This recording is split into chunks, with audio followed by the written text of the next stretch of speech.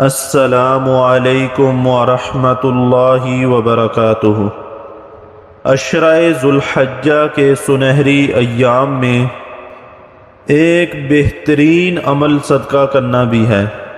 اللہ تعالی نے صدقے کا تاکیدی حکم دیتے ہوئے قرآن مجید کے اندر ارشاد فرمایا، یا ایہا الذین آمنوا انفقوا مما رزقناکم من قبل ان یأتی یوم لا بیع فیہ ولا خلۃ ولا شفاعۃ والکافرون هم الظالمون۔ اے ایمان والو، جو ہم نے تمہیں دے رکھا ہے اس میں سے خرچ کرتے رہو، اس سے پہلے کہ وہ دن آئے جس میں نہ تجارت ہے، نہ دوستی ہے اور نہ شفاعت، اور کافر ہی ظالم ہیں۔ اور صدقہ کرنے سے مال کم نہیں ہوتا، جیسا کہ نبی کریم صلی اللہ علیہ وسلم نے ارشاد فرمایا، ما نقصت صدقۃ من مال، کسی مال کا صدقہ نکالنا اس مال کو کم نہیں کرتا۔ لہٰذا ہمیں خصوصاً ان ایام میں عشرہ ذو الحجہ میں زیادہ سے زیادہ صدقہ کرنا چاہیے۔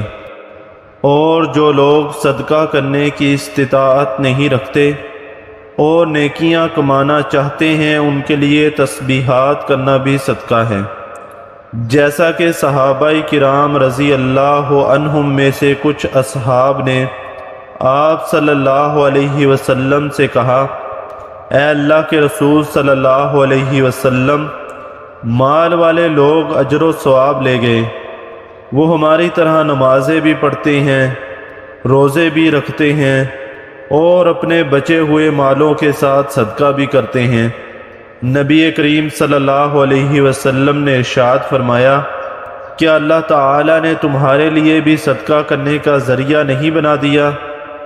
بے شک ہر سبحان اللہ صدقہ ہے، ہر اللہ اکبر صدقہ ہے، اور ہر الحمدللہ صدقہ ہے، اور ہر لا الہ الا اللہ صدقہ ہے۔ نیکی کا ہر حکم صدقہ ہے اور ہر برائی سے روکنا صدقہ ہے۔